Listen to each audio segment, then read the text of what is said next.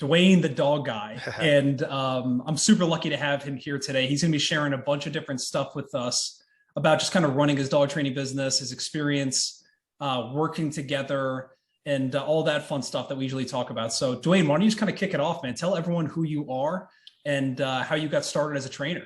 Yeah, so I started back when I was 14. I got lucky enough that my stepdad was a dog trainer, and he pretty much specializes in Labrador retrievers, doing competition stuff on those ends. And the first time I saw what his dogs could do, it blew my mind and it lit a spark.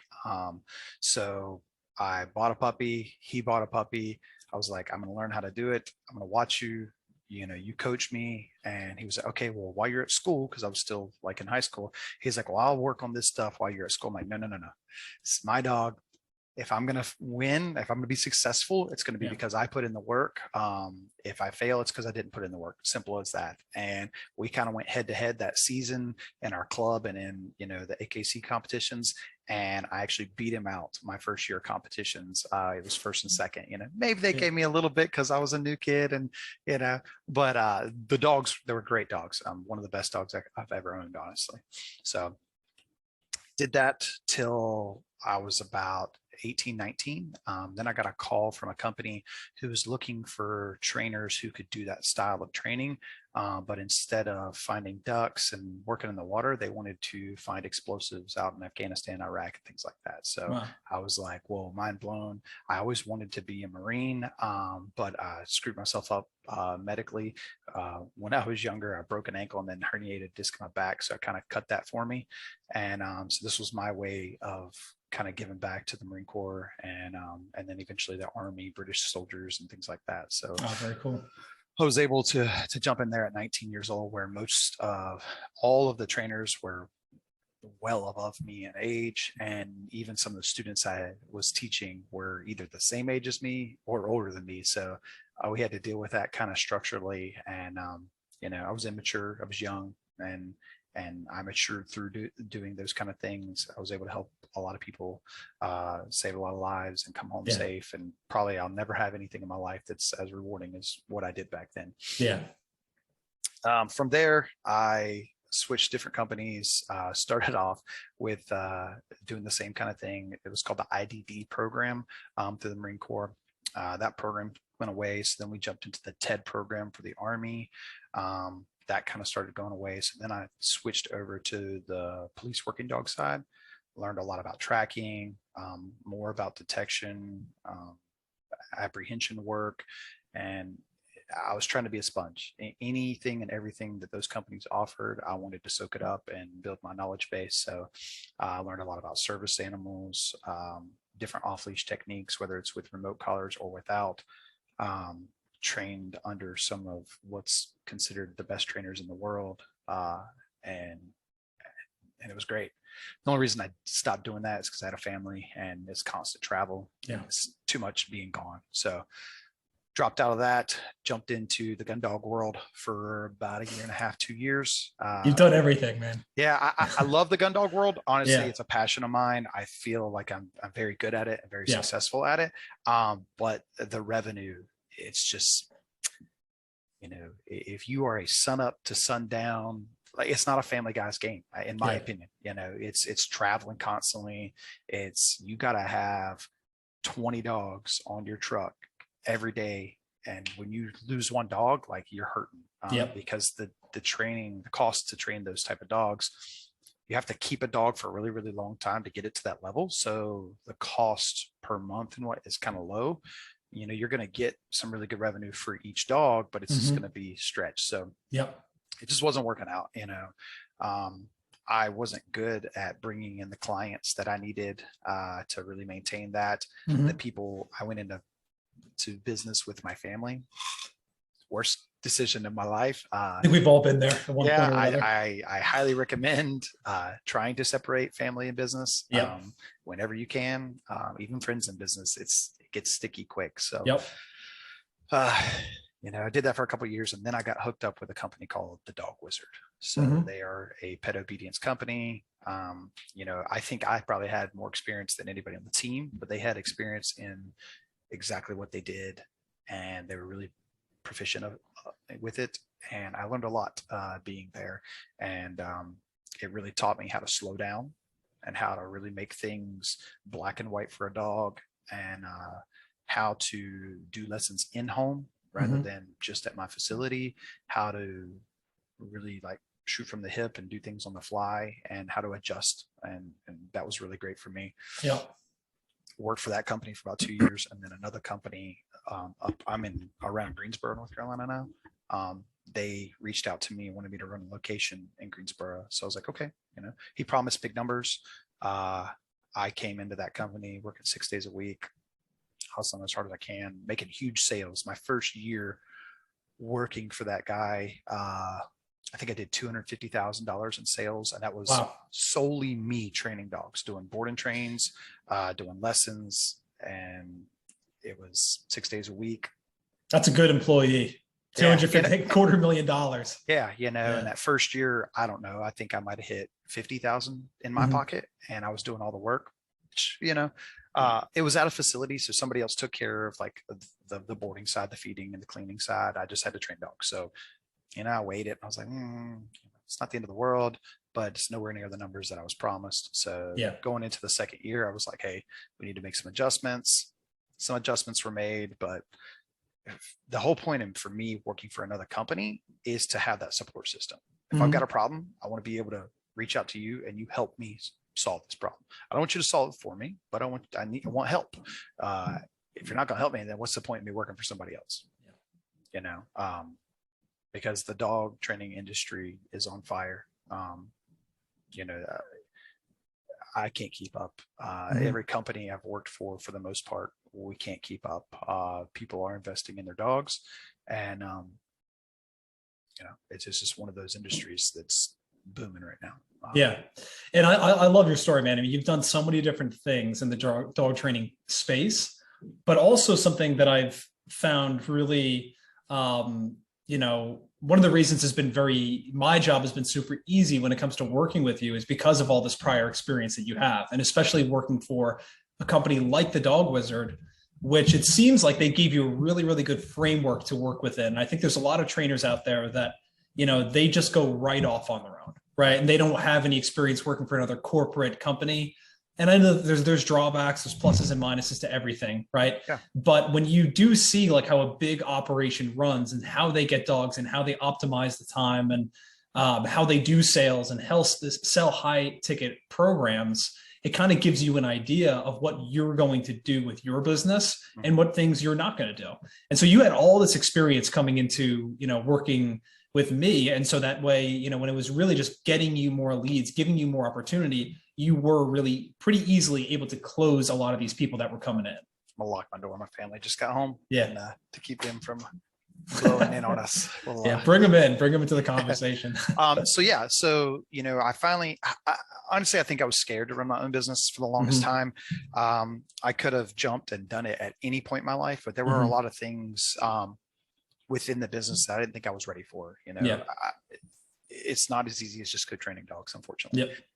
There's lots of admin stuff. There's client relationships. There's marketing, which is a whole like craziness on its own. When I jumped, I'm officially a year in business this month or last month. Congrats, man. A lot of people don't make it that far. That's a big milestone. So I don't know exactly the numbers from start to last. But I will say for this year so far, we are at about 180,000. Wow. And I say I mean me, because I'm the only one that does it. I'm predominantly in-home lessons. I drive to people's homes. I do board and trains, but I kind of loathe them because people expect a turnkey dog, and I try to set them up for the expectation of what the dog can and can't do. I send videos, all these kind of things, but at the end of the day, I think if you learn how to do it, you will get a better product. And so that is 180K over the last 365 days, right? That you're saying? No, that's from January to now.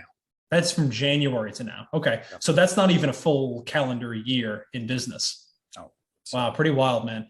yeah. So, I mean, you're talking about you still have a couple months here left. So you're going to finish up, all said and done, over $200,000 your first. Potentially, Yeah. potentially. So what I'm running into right now is I'm kind of hitting a wall, Mm-hmm.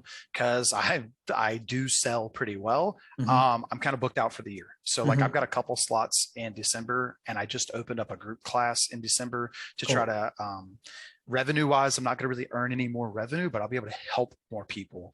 Right. Obviously I want the revenue.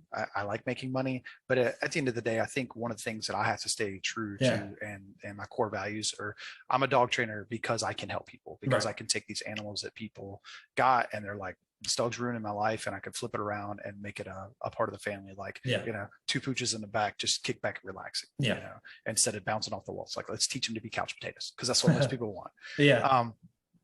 Yeah, so trying to find different ways to be able to help more people without killing myself, because one of my biggest red flags, one of my biggest shortcomings is doing too much. Mm-hmm. I give too much, I offer too much, I fill my calendar too much, so it just stresses me out and I overwork myself. And Yeah. yeah, Yeah. But so what I would say too is though, so you and I really didn't start ramping things up until a couple months into this year. February, I believe. Right. So February, that's right. Yeah. So about a month in. Yeah. So that was an entire month of January where you were kind of off on your own, didn't really have like a real client acquisition system quite yet. And so I know that like when we first started working together, it took a little bit of time to get your footing. It's a new process, just like anything else. But then when things really got going, they did really crank up, and we kind of had to Call even, fire. yeah, we had to like scale back on everything. So, and it almost, honestly, for my business, it's like the longer we go, the more we have to scale back. Yeah, I know. It's true, man. It's pretty wild. It's not a bad problem to have. So No. my first 3 months, October, November, December of 2021, I might have been getting lucky with $5,000 a month. Yeah. Oh yeah. You hear everybody home? Chiming in. Yeah. He's like, hey, don't tell people that. No, I'm just kidding. I was maybe getting lucky with 5. I actually had a friend who's a dog trainer close by, and a lot of that was from him referring me, honestly. Yeah. We kind of worked out a deal where he was so overbooked, he needed somebody to help him out with board and train. So I took on some of his clients at a reduced price. Mm-hmm. It kind of helped him. So like, he was kind of the thing that kind of got me rolling on Yeah. that end. And then I had some other companies that were talking to me about marketing and business coaching. Yeah. And I just didn't get a great vibe from. I remember this. Yeah. Yeah. And I've had several conversations, because it's like, it's there. And I do think that they've got some great stuff, but it just, I'm really bad about not following my gut. Mm-hmm. And when my gut's over here, like red flag, red flag, red flag, I'm like, but maybe, Mm-hmm. I see the best in people kind of thing. But I'm like, no, Dewayne, your gut's telling you, just hit the brakes. Yeah. Just stop. So roughly about 5 a month. And then I think the first month that we kicked off, it immediately jumped to 10. I think the second month, it immediately jumped to 15. Yep. Third month, it immediately jumped to 20. Yep. And I would say, if you're looking at my numbers, we probably, I've had months that are 25, almost 30. Yep. I've had, like, this month, the October was probably my slowest month in a while. I think I hit about 15. But that's also because of being limited on spots, right? That's the biggest thing, is like, if I had like another trainer, or if I had a facility where I didn't have to drive, and I block an hour between each lesson. And so that means, and I try to only take 3 lessons a day, but I end up doing like 4 and sometimes 5, just to get people squeezed in. So if I would commit to bringing on an employee, mm-hmm. Yeah, I could double what I've done. Exactly. Yeah. And still pay that person really well. Mm-hmm.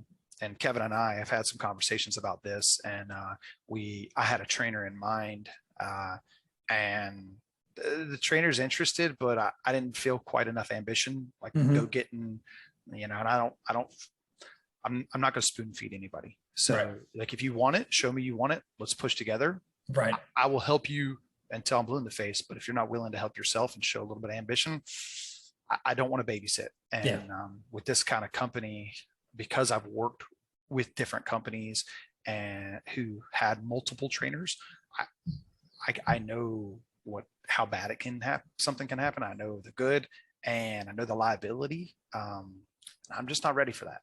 Literally a year in, and I'm not doing bad. So it's like things are going really well. So it's I'm like hungry and I want more. Mainly because I want to be able to help more people. But I'm trying to pump my brakes and to really make sure everything I'm doing is solid before I jump too far in.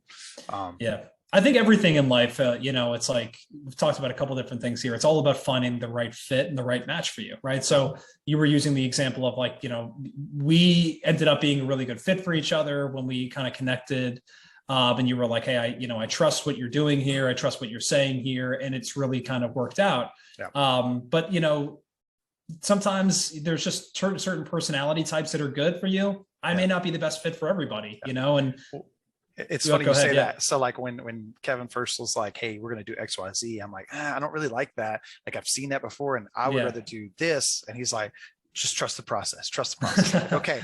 I said, I'll give it to you, man. I said, I'm trusting you and I'm going to give you this many days and this is what we can do.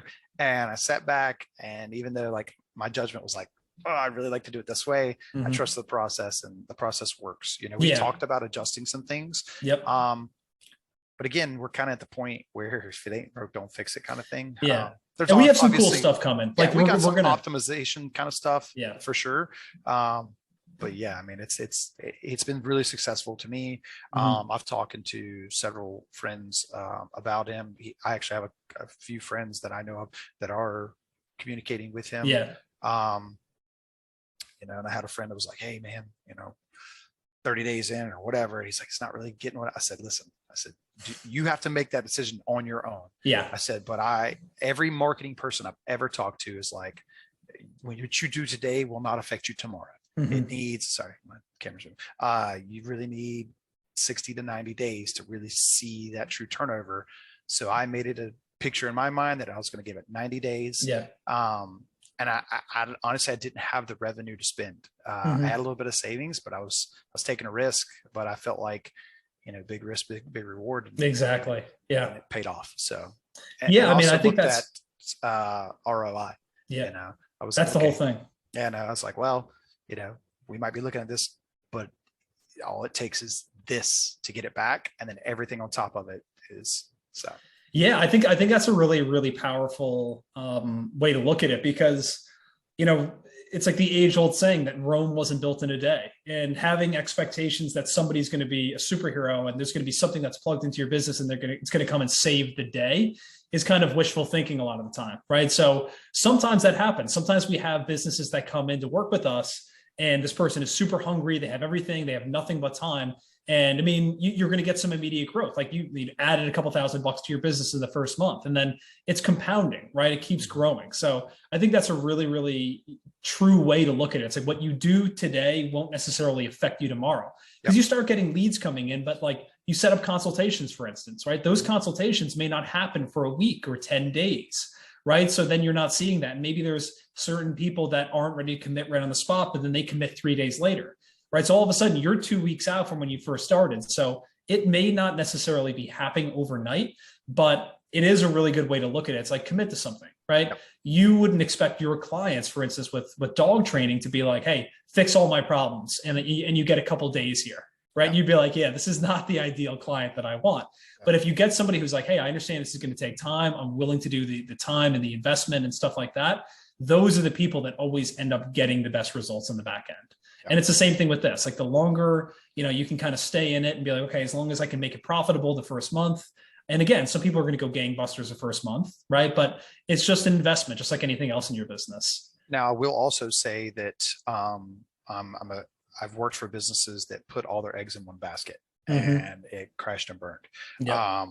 Maybe not immediately, but long-term it did. So I'm a huge advocate for don't just rely on one thing. And that's something that I have not with Kevin and I, Kevin does a lot for me, but I'm still out there boots on ground, doing lunch and learns with vets. I do any and every community event that I can. We just did trunk or treating.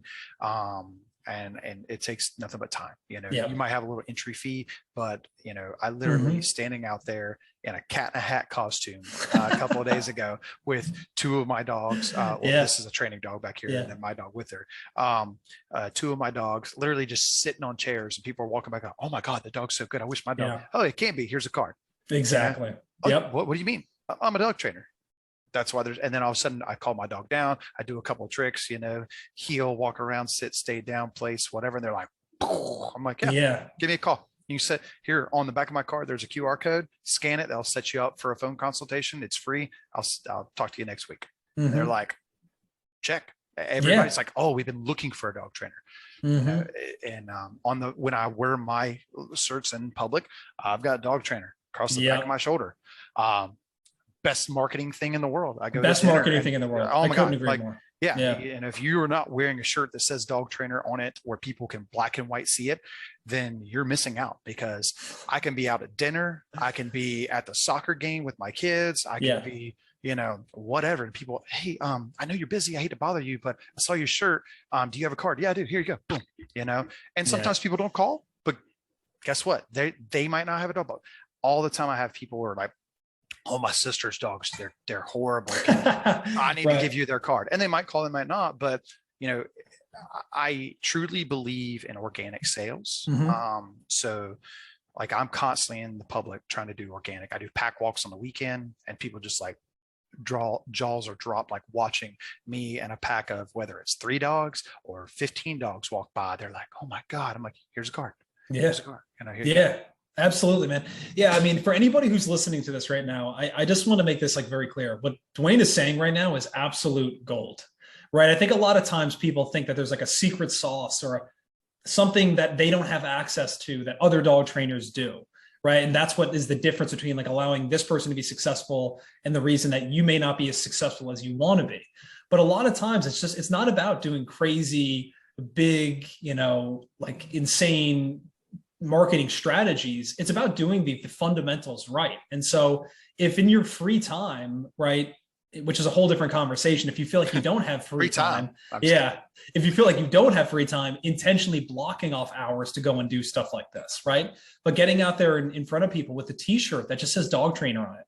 I tell a lot of people this as well. It's like, it's a super powerful thing. If anyone has a dog, if they haven't been through training already, more than likely that dog needs training and it needs help. So if you're just there with a business card, or even on the spot, if you say, hey, listen, we do free consultations, would you be interested in doing something like that? Let me look at my calendar. Let's find a day and time where we can do this. Now you've set up consultations with people.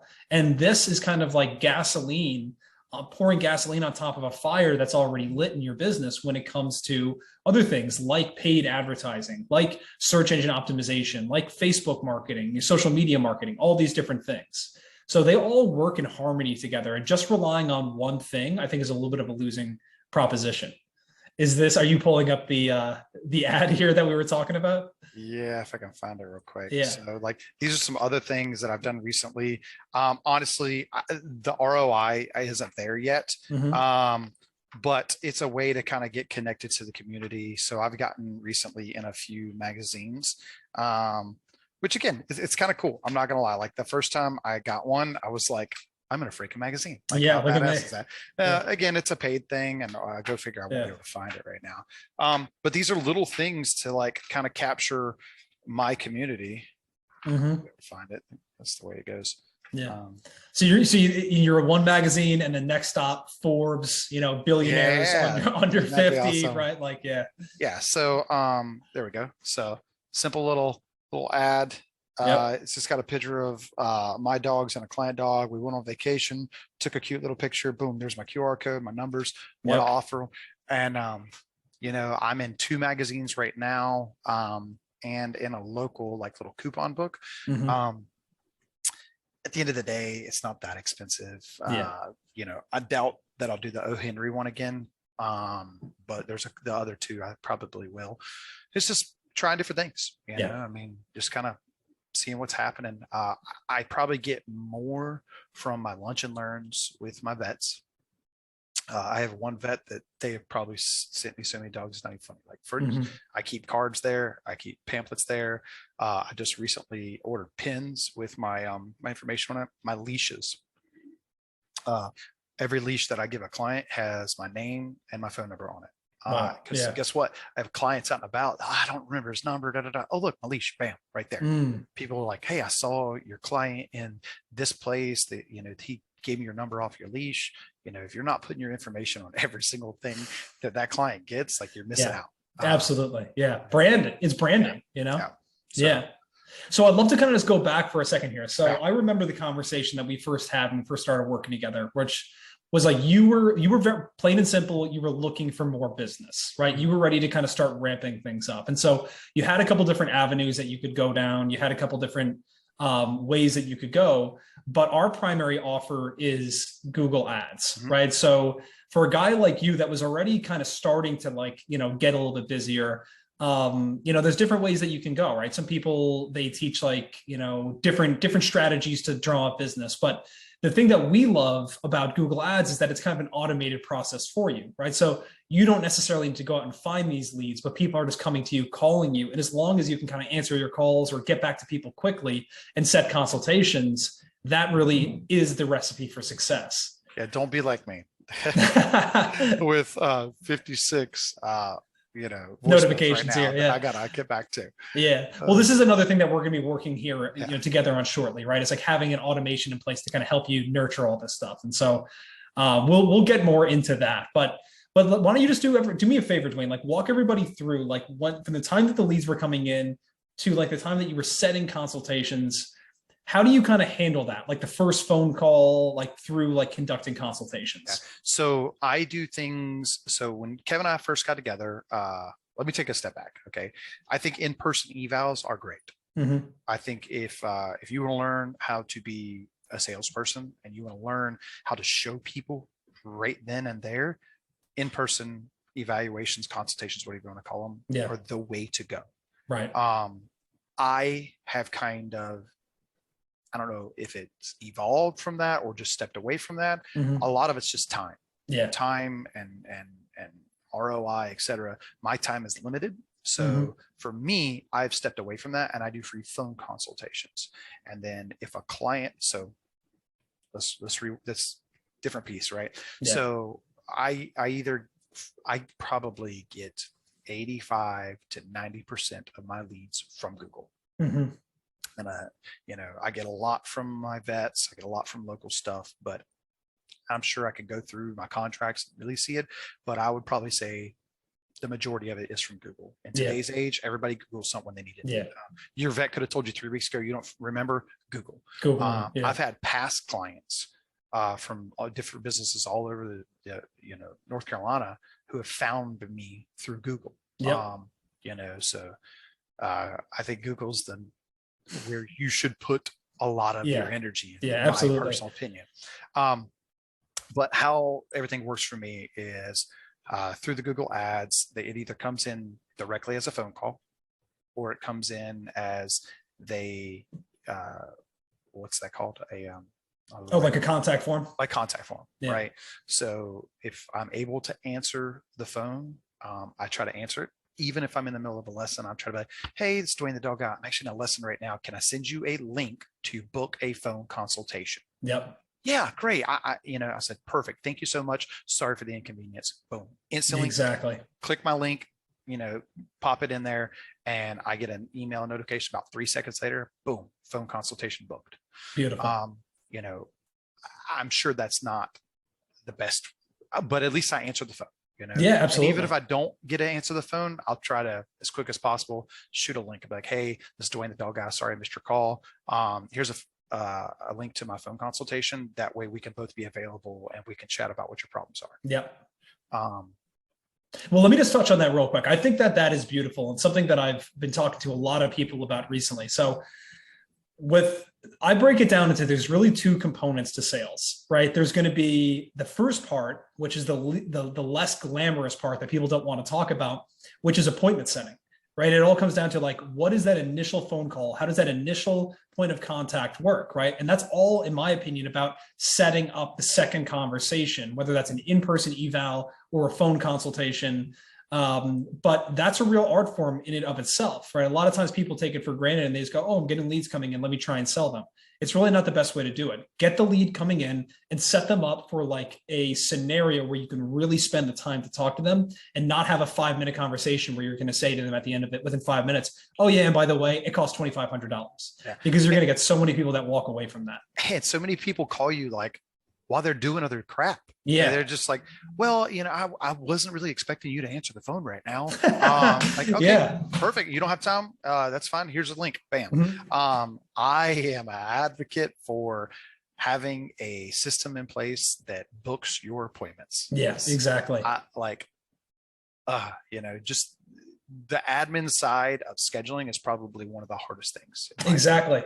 And I think a lot of people struggle with that, but I think that a lot of people don't realize that there even are apps out there. Like there's, Squarespace has Acuity like built into that builder. I love Calendly. That's what I use for mine. But yeah, I mean, just to kind of touch on this real quick, what you were saying before, for anyone who's listening to this, if you're in the middle of doing something, right, you don't need to stop and have a 20-minute conversation. But to Dwayne's point, this is really, really powerful. A lot of times people don't realize, or they call and you don't answer and they're hedging their bets. This guy didn't answer, I'm going to call other people. But if you just answer the phone and say, yes, I'm a real person, I'm here to talk to you, how does this day and time work for you? Now there's going to be a higher likelihood that they're going to show up to that, they're going to be available, and that you're going to hold them off and they're not just going to go work with somebody else. Yeah, there's time and time people call and they're like, yeah, like you're the first person that's called me back. Mm-hmm. You're the first person that has answered the phone. You're the first person that I can get a hold of. Everybody's booked out. I'm booked out too. I mean, literally I'm about to close my books for the rest of the year because I'm so booked out.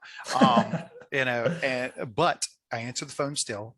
I'm honest with the people, but I also try to, like, I don't want to be too salesy, but I also want to be able to capture. So it's that fine line, when I feel like I'm a salesman, like I just feel cringy, but no, but you don't need to, I mean, I think that a lot of times people, I think sales gets a bad rap because I think everyone thinks of and sorry if I offend anybody here who was a used car salesman, right? But like a lot of people think of the used car salesman who's trying to sell you a beat up old car that is, got all these problems and they're just trying to make they're trying to pay their rent on a monthly basis and stuff like that. But that's not what we're doing here, right? This is a real need that people have. And so there shouldn't really be so much like persuading that needs to get done and convincing and stuff like that. I think largely if you go out there and you listen and ask the right questions and then just frame your program as the most efficient solution to get them to the end result that they want, the selling is largely going to be done for you. I'm trying to think of his name. Another one of your clients, you guys have done a lot of calls. Probably, was it Lucas? Maybe? Lucas. Yeah. So one of the things that I watched one of these phone calls that Lucas really put into is let the client talk. Shut your mouth, ask a question, let them talk. Yeah, exactly. So like one of the biggest things, I'm like, all right, how old is your dog? What breed is it? What are your problems? Go. Yeah. Right. And then the next thing you know, I'm sitting here like 45 minutes. But no, they need help and they want to. Cricket, come here, Cricket. Right. Yeah, and people Cricket. Want to feel heard and understood, right? So if you're just somebody who's going out there and trying to impose your will and be, this is what you need and this is what you need, it's like that person doesn't really feel like you actually understood them and are like crafting a program for them. But if you go like, hey, tell me everything that's going on, tell me your whole life story. They might kind of bore you to tears at a certain point, but that's kind of part of the job, is listening to them, right? And the best salespeople are not the people that do all the talking; it's the people that listen really well, and then are able to pick out the things and then that are really important to their clients, and then respond to those things specifically. So, again, so, and then for my contact form stuff, I try to get back with them in, within 24 to 48 hours. If you wait beyond that, more than likely they're gone. don't get me wrong. There's people like I just had a lady that I missed an email from, and it's been a week, and she just emailed me again. I'm like, "Look, I'm so sorry, I missed this. Here you go. We'll get you on the calendar ASAP." It happens. We're human. But yeah. But that's a super important thing to touch on as well, right? Where I think that sometimes people will say when they run, I've heard this from people that run Facebook ads or Google ads, and like, oh, the leads are no good. They just don't want to wait or something like that. And it's like, yeah, because they don't have the emotional attachment to you that a word of mouth referral does, for instance, right? That word of mouth referral, they'll probably wait a week for you to get back in touch with them because they've heard and been sold already on how great of a dog trainer and how life-changing their experience was. And this person is a word of mouth. There you go. So yeah, but it doesn't mean that people that aren't willing to wait, right? And they kind of drop out after 24 hours. It's not that those people wouldn't buy from you. It's just it's a game, and you need to play the game, and you need to have a winning strategy. And the winning strategy is speed and efficiency and getting back in touch with them. So, I think a really important thing to talk about here is there's different stages of business, right? And the stage that you're in right now, you can kind of afford to do things a certain way because you have a really good sales process once you get people on the call or you do an eval in person. You have a system to book people. And you're also probably willing because you're so booked out that it's like, hey, if I don't get every single person, that's okay because I'm working off of, I have enough leads here coming in, and it's not about right now needing to work with absolutely everybody because you kind of have that luxury right now. Yeah. But for anybody who's listening, and like, if you're, this is kind of funny to think about, but sometimes people will say to me, like, Kevin, I don't have any time. I don't have time to answer my calls. And I'm like, okay, well, how many clients do you have this month? Well, I think I have one or two. It's like, well, then you should have nothing but time, right? So make time to answer your calls, make time for good customer service, and then the rest will follow. And I hate to say it, but if you need more and you don't have enough time, that means start increasing your price.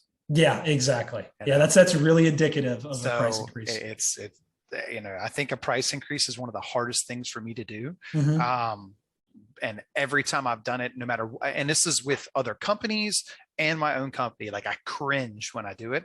And you know what? The first couple of sales you might not make, but then you do make one and you're like, I got it. And then the next one, I got it. The next one you don't. And it's like, well, I already got two. You know, guess what? Those two board and trains just paid all my bills this month. So I'm good. And everything else is a bonus on top of that. And depending on what your situation is. I will also say you are better quality over quantity with your clients as well. Hold on just a second. Sure.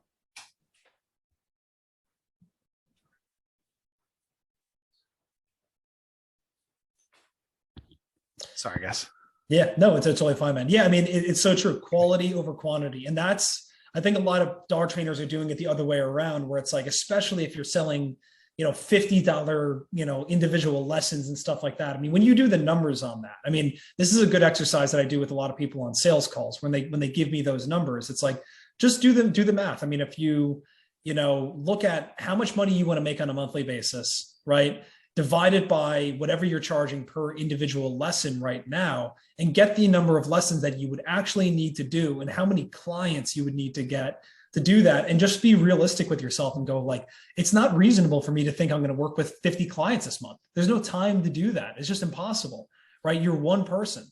So you're better off trying to, charge more, deliver more premium service where you can really focus in on people. You're going to make more money and earn less, which I know sounds like better. The clients are better. It's totally. Yeah. Because they have more skin in the game. Yeah. And they're willing to put in the effort.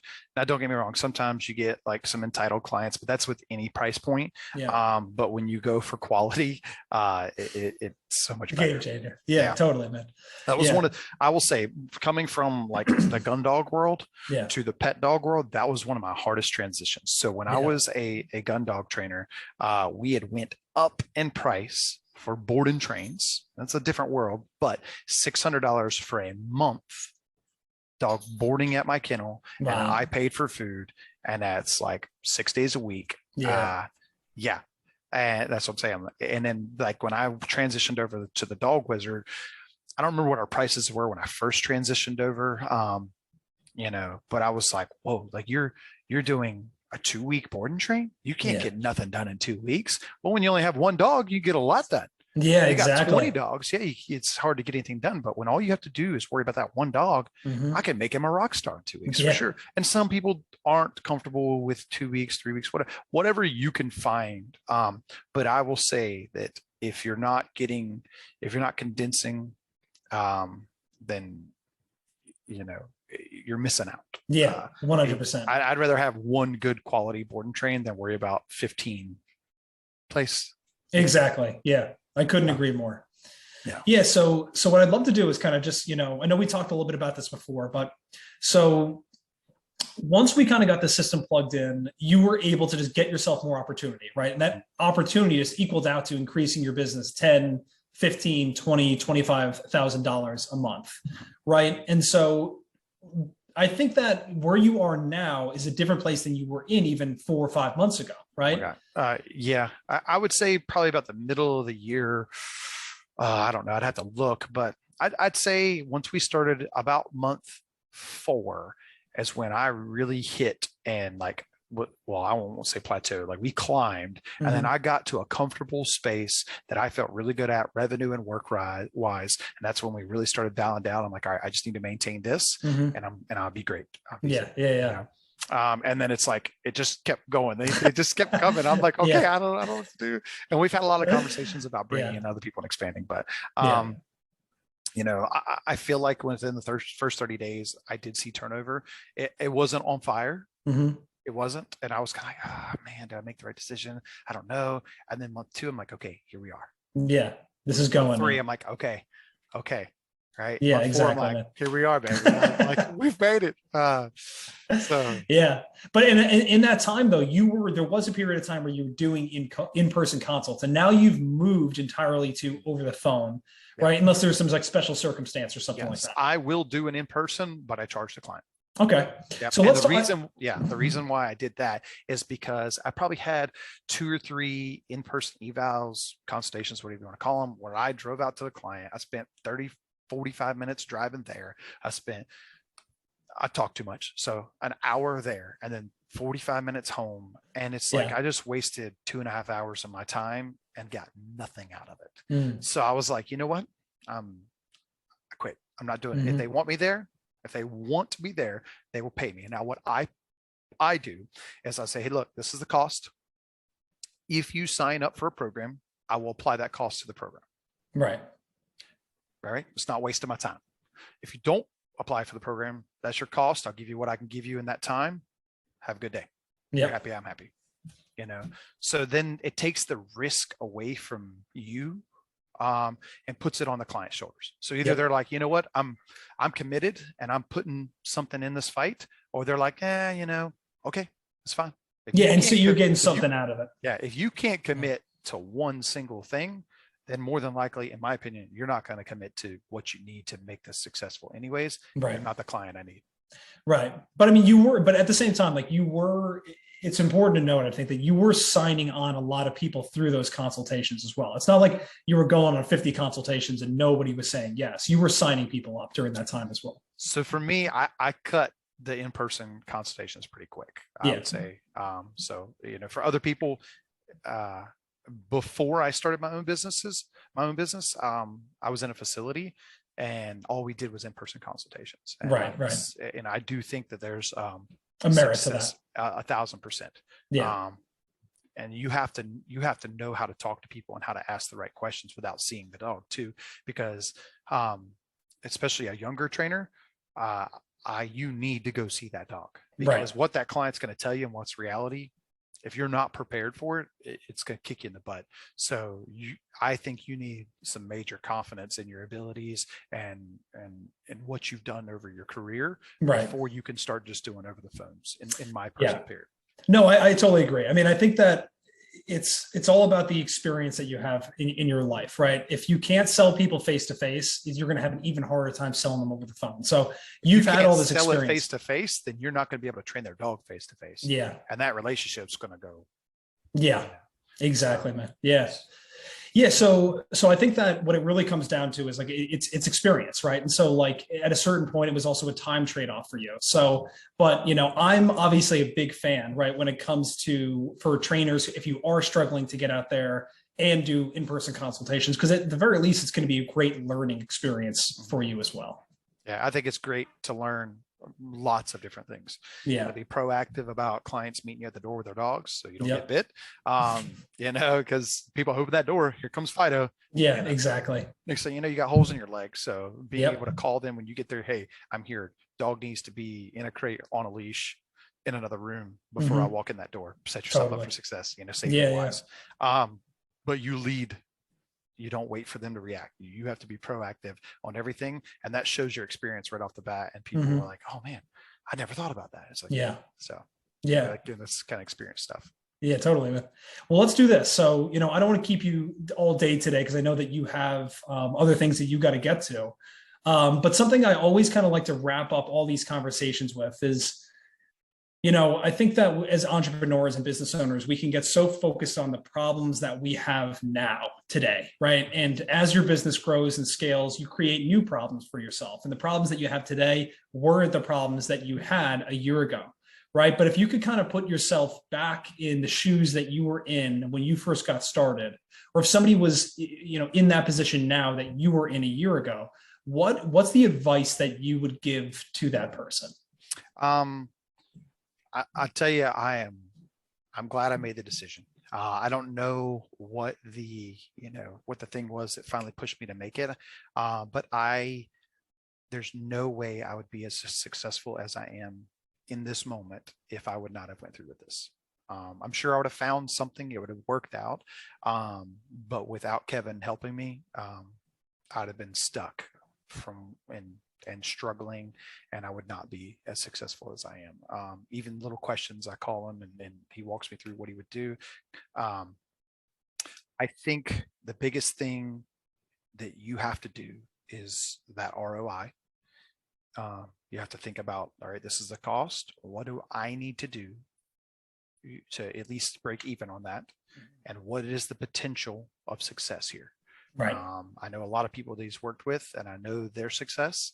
Don't be afraid. Like, ask him, reach out to people. I mean, I've had people reach out to me just because they see that I'm on his group, and they're like, "Hey, do you know this guy?" I'm like, "Yeah, like he's my guy." Jump on it. Yeah, jump on it. Yeah, I appreciate that, man. Thank you very much. Yeah. So, I do think Google is one of those ways that is going to grab you clients. Are there other ways? For sure, but of course. Yeah. And I think, you said this before and you just kind of reminded me of this. It's like, Google is where people go. We tell Google all of our most intimate secrets, right? Like, what is this weird rash I have on my back, right? Like, you're typing that into Google, right? So the thing is like, if people are doing that and they're going to Google looking for a dog trainer, if you're not showing up on there, you have to ask yourself, why? Like, why am I resisting that at all? So this is a good story. Okay. So another thing, talk about top of the page. Okay. So nothing to do with dog training, but my wife, we were talking about a movie, going to see a movie. I'm like, hey, is that movie out yet? I don't know. Let me Google it. She Googles it, pops up the first one. She clicks it. Yeah, it's out. All right. Okay. We go to the movie theater. No, it's not out. I'm like, you said it was out. It was there. And this goes to show you how much people read and how much they pay attention. It did not say that the movie was out whatsoever, but because that pinged on the top of the thing, she assumed, it's out. So, people are lazy. Yeah. They're lazy. They want it laid out for them. They want it right in their face. And when they type in dog trainer, they're not going to go to the third page. No. They might get to the bottom of the page. But at first, what you see, roll a little bit, that's what they're going to pick. Above the fold, right? Like, that's that age old saying, comes from newspapers, whereas the newspaper folded in half. Everything that's showing above that is, what people are actually going to do. And it's the same thing with Google. And there's this really corny joke in the digital marketing world that, that goes, where's the best place to hide a dead body? And it's on the second page of Google, right? Like, nobody looks there. So even at the bottom of the page, like, no one's really looking there. So I mean, everyone goes there. I mean, it's like, and as long as you can show up and, this isn't even a pitch to come work with me, but sincerely, like, if you are not on Google or you're, like you're fighting it, it's like you have to ask yourself why. That's where most of your clients are hanging out. That's where they're looking for you. And another thing about Google is you got to know your market too, because I get ads all the time for other trainers and other businesses that are nowhere near me. Mm-hmm. Right. So these people are dumping all this money Oh into yeah. Google ads, trying to do it themselves or paying somebody else. And like, I got somebody from Tennessee's that's popping up on like, Oh yeah, listen, if you want to absolutely. do board and trains, you want to grab dogs from way out here. Okay. But if you're not working in like your little 100-mile radius, then that's where you need to be putting your efforts. Right. But Yeah, and yours is even way tighter than that. I mean, yeah, I mine is see, tight. Mine is yeah, tight. I see ads all the time. Like in my area, I saw somebody, I'm in northern New Jersey, and I saw like Maryland's #1 dog trainer the other day. And I'm like, man, somebody is really blowing it with this Google ads campaign. Yeah, they're throwing money away. Yeah. Yeah, absolutely, man. Can you But get hey, business from there? Yeah, but go ahead. yeah, exactly. But I was just gonna, I had this thought just pop into my head. Something that I really find really cool about working with all of our clients is something that I just reminded me was, we through our intake form and getting started with anybody, what we always do is like kind of set goals, right? Like, what are your goals for the next 6 months, and what are your goals for the next year? Right. So I remember one of your goals that you put on there for your short term was to take your family on a vacation. And that like Goosebumps. really, yeah, dude, that really gave me like goosebumps at the time, because I was like, this guy's going to be able to do this. Like I saw the drive in you, and I was like, this guy just needs to be given the opportunity. Once Dewayne gets that, it's going to be off to the races. And so Yeah. you were able to do that pretty shortly thereafter. You're gonna get me a little emotional. My family is my world, right? And I feel like I was working my life away, and that's one of the biggest reasons why I decided to start my own business. Yeah. Still do a lot of working, but this year alone, I think I've taken my family on 3 vacations. And Yeah, we went dude. from never taking a vacation to now I can give my family what I think they deserve and what they need, without taking away from the business and feeling like I'm struggling. Yeah, man. Like I can survive. I talked to Kevin earlier about, the money I have in the bank versus what I really should. I had a family member who got really bad off this year, and I was able to help. And I was able to help her with housing, help her with medical bills. And, that makes my heart happy. Yeah. And I would not have been able to do that without Kevin's help. But Yeah. I've got another vacation booked the beginning of December. So Dude, I love it, man. yeah, Yeah, it's so powerful. I mean, this is the thing that drives me. Like, this is what gets me up in the morning and gets me like motivated is I have all these people that come in and they have all these ambitious goals and dreams. And, a lot of them are not nearly as far away as you may think. Lucas is a great example. I'll never forget like talking to him and him saying to me, like, I want to get a Sprinter van. I want to do this. And it's felt like at first when we were talking about it, like it was years away, but it was really only a couple of months. You'd be surprised if you set yourself up and you take a couple of board and trains, you do private training lessons, you can start putting away like 10, 15, $20,000 months. Your living expenses are a couple $1,000 a month, like saving 15 grand, 10 grand a month. Like that's life-changing money for a lot of us. Yeah. I mean, I don't remember what our first monthly goal was or what our yearly goal was, but I know we blew it out of the water. Yeah, exactly. For sure. I think I hit my yearly goal at 6 months. Right. Yeah. Which is always like a 6-figure business, right? That's always what people are kind of shooting for. Is like, I want to hit that 6-figure mark. And yeah, you hit that, man, like within like a couple, really half a year. It's pretty unbelievable. And I could have done more. I really could have. I could have. But if I really wanted to ramp up my board and train programs, I mean, it'd be no problem. I could be at 300,000 without a problem. Yeah. But I just, something that I'm kind of fading away from a little bit. So. And we're going to get the right person plugged in here. It's only a matter of time. You have all these different things that are going on. And, whether that's like getting into a new facility, getting people hired, and all of this is to come. And it can really feel like I need to be doing all this right now, but this is your first year in business, man. My problems are good problems to have. Yeah. They 100% are. Yeah, exactly. Right. So, and I'm trying to make sure my foundation is solid so my legs don't fall out from underneath. Yeah, exactly. Because I could very well go much bigger really quickly. But again, I'm just trying to focus on that foundation right now and go from there. I love it too. And Cool, the man. leadership and everything that Kevin's given me is definitely helping me every step along the way.